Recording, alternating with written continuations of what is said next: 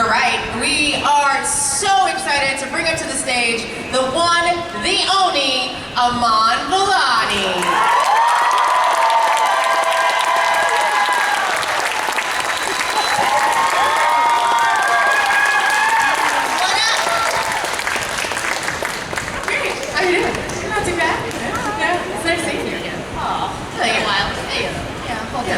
Yeah, hold 2 seconds. They're right behind stage, right? It's fancy meeting you here on stage. Before I get into the myriad of questions that we have, including some really fun fan questions, the one thing I love about you as a human is that you are a true nerd. You are. And if you know anything about Kamala Khan, she is a nerd. She is a fangirl. She loves storytelling. She gets trapped in the stories. So I gotta know, what are you fangirling over right now? Ooh. I mean, Marvel all the time. That's basic. You know what? I'm like really obsessed with old Hollywood, like 50s movies at the moment, and Paul Newman has this weird chokehold over me. I came home one day to my mom and I was like, Mom, I have a new crush. And she's like, who? And I was like, he's dead, but I love him. His smile makes me so happy. And I have like seen 50% of the Paul Newman movies right now, so I guess that's it. If it makes you feel any better, Humphrey Bogart this month. Really? Look, he's got a certain type of swag. Have you not watched the original Sabrina? We're gonna have to fix that. All right, so we first kind of met. It was over an interview for Women of Marvel when, you know, you first hit the screen, right? And that is a whole, what, 2 years ago? It feels like a decade. Yeah. I think the anniversary of the show coming out just happened. Oh my God, really? Yeah. Wow. Congratulations. Thank you.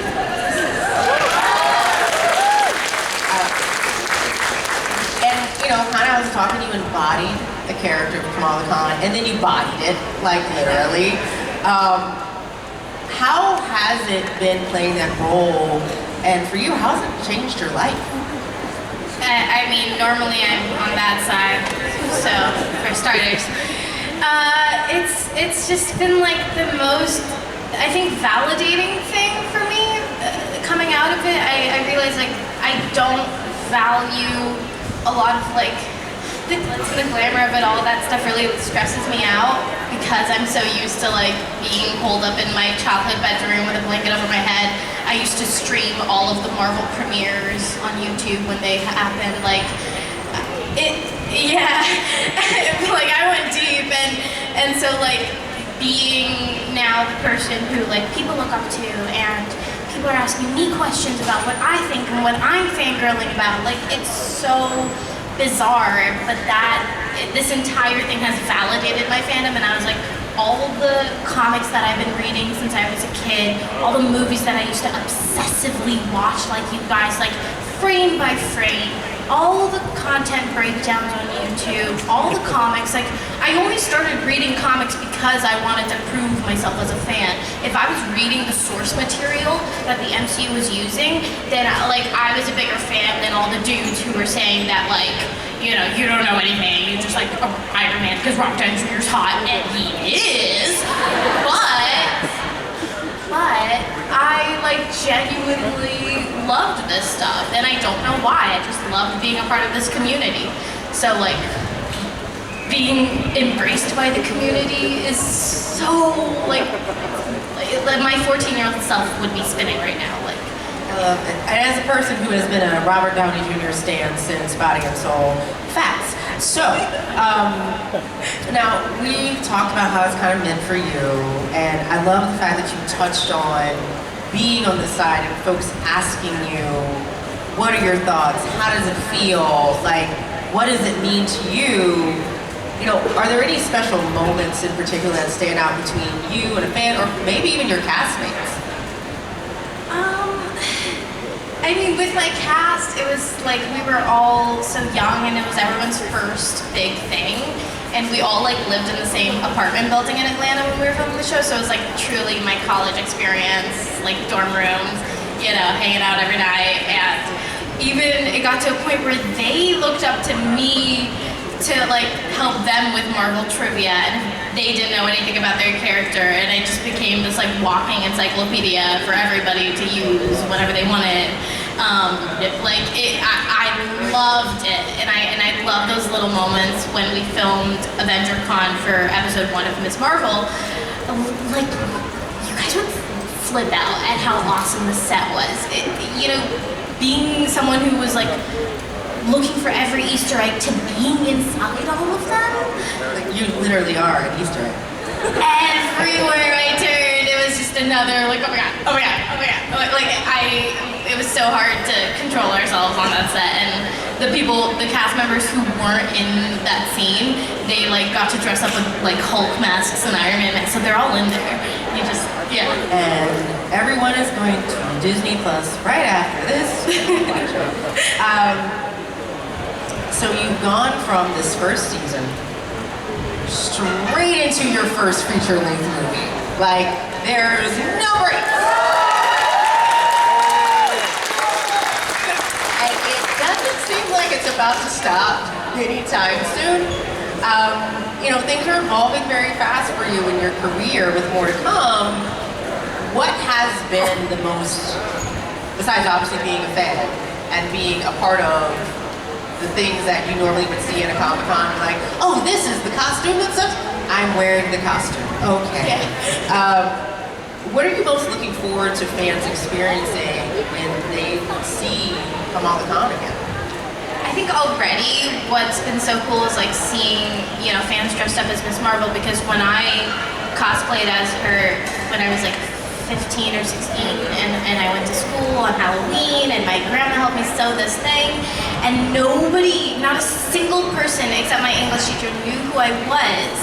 And I like went across the store to buy a comic book for Miss Marvel, and I just held it against my chest the entire day.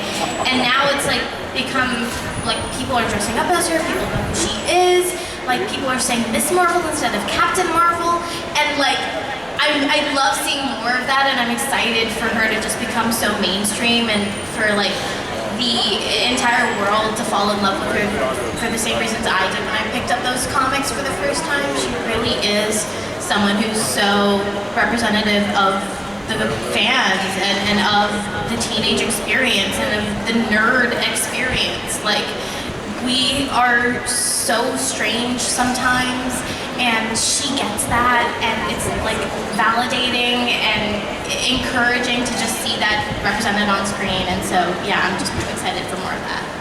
So,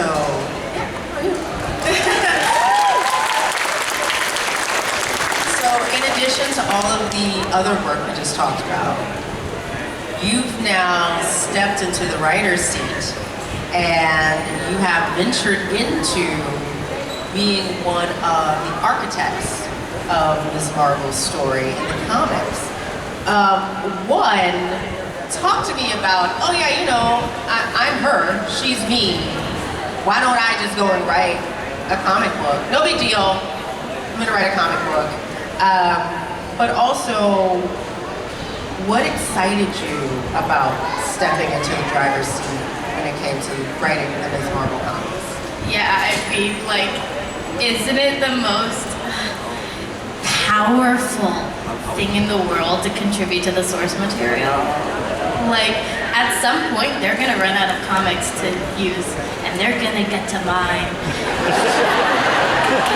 Like, as soon as they get to this one, I'm the next one. I literally signed one for Kevin Feige. It was like, let me know if you need help adapting this. Well played.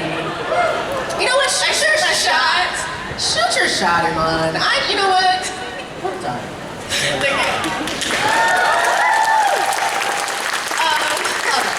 Yeah, but it wasn't a thing that I was actually like, I'm gonna write comic books today. I was with our good friend Sana Amanat, who co-created the character of Miss Marvel, and she's like one of my best friends. And I Happy love belated birthday to Sana Amanat. Yeah. For hosting that. Also, happy birthday to another Kamala Khan today from Marvel Rising, Kat Kavari. The energy is real. Today was the day. Truly.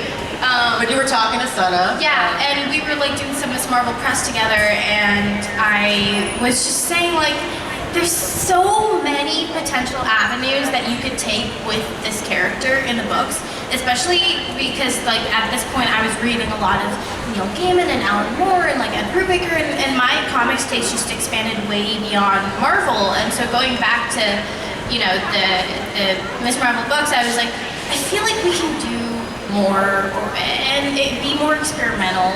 And Sana was like listening to me rant about all this, but she's very good at that. And while she's doing that, I don't know if y'all know Sana Mon, also one of part of the production yes, team. One of the producers of the TV show. For the TV show, but was there when like Miles Morales was created, and just has Kate Bishop, like brilliant editor. And she will sit there and she will listen to her, and her brain starts working. Yeah, all she said was, "Want me to make a call? I'll do it." And I was like, "No, you don't have to, but if you want to." And she literally, that was the first thing she said to me when she introduced me to you. We're gonna get her to write a comic book. I was like, okay. Cool, you're on that mission, it's gonna happen. And it did. Yeah, she got like Kevin Feige's blessing. And it's not just been one comic. No, I did 10. I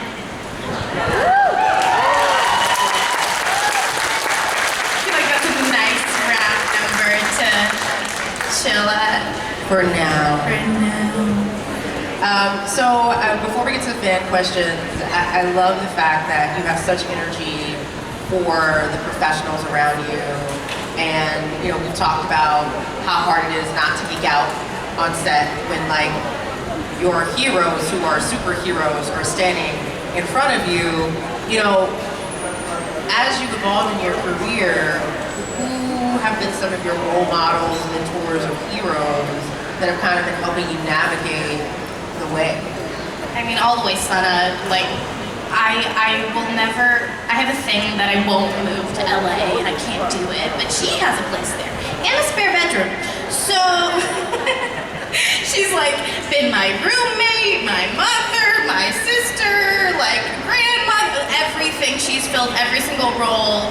I love that woman, and she has seen me throughout. Like, I met her over Zoom for the first time before I was cast, and I was giving her a tour of my bedroom, all the memorabilia that I've collected, and I was freaking out because I've only ever seen her name in comics, and now I'm talking to her. And so she's seen me from there to like Kevin saying my name for the first time, meeting Kevin for the first time. Why are all my landmarks Kevin? Kevin is pretty key. A little bit. Yeah. But she's been there. She's seen me through everything and has never like not talked to me about anything that has happened in my career so far or personal life. So like for sure she is someone who I can always go to. My mother. That's she's been great. My parents are so far removed from Hollywood. Like, we are from Markham, Ontario. We don't have billboards there. Like, it's just people are really separated from the industry, obviously. So I was so just impressed by my parents and their willingness to learn about the job. And then now they're like using all the jargon too, and they'll tell their friends. Yeah, my daughter's call time on set is like 6 a.m. today, and they're so cute. Yeah. I love this for you. So we have a couple fan questions we're gonna get to quickly because you got some pictures and some autographs and some things to do today. You gotta go meet some people.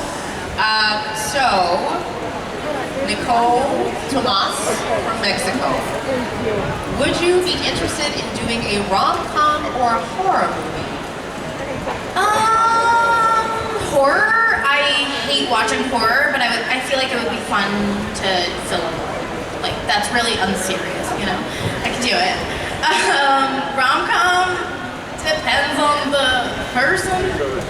I'm very cynical when Sana has been like trying to make me watch all these like classic 80s rom-com. We started with Pretty Woman. It has not gone well. So they don't age well. Yeah, no, okay, I'm gonna send you a list. Pretty Woman was not the one to start with. Like, Pretty in Pink, maybe? Breakfast Club? No, those are great. I love John Hughes, but I do consider Breakfast Club a rom-com in some way. we have to talk more about that. All right, so if you could choose any song to describe Kamala, what would it be? It's gotta be Billy Joel, isn't it? Well, if we're doing Billy Joel, maybe like Vienna. I feel like that's a good one about, you know, aging before you're supposed to and slowing down and taking it in. Kamala's like someone who's, you know, living her life in a very fantastical reality of her future, and she kind of has created this clear image for what adulthood and maturity and superheroing should look like. And I think Billy Joel really... I really love how you just had that song like off bat, ready to go. All right, last one from Adriana. If Kamala could have a cat, which I would assume would be a Flurkin, that was from me, the Flurkin part, what would she name it? Ooh, I can imagine that you would have I kept do a feel like Flurkin. after her Flurkin experience, she's become a dog person if she was ever not. But Nobody wants to be ingested in their sleep. I get it. I don't know. Maybe like if it's a girl Carol. Oh. Okay. Or like That's fair. Sloth is a funny name. Yeah, I like Lazy cat. Like lazy. Yeah, I like Sloth Baby. But I just want her to like adopt Lockjaw. And Yes, let's make that happen. that's what's supposed to happen. They belong together. I agree. Well, Iman Vellani, it is always an absolute pleasure to speak with you. Let's have another round of applause.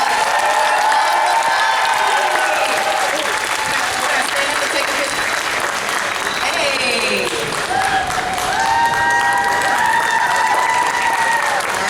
That away. Let's do it.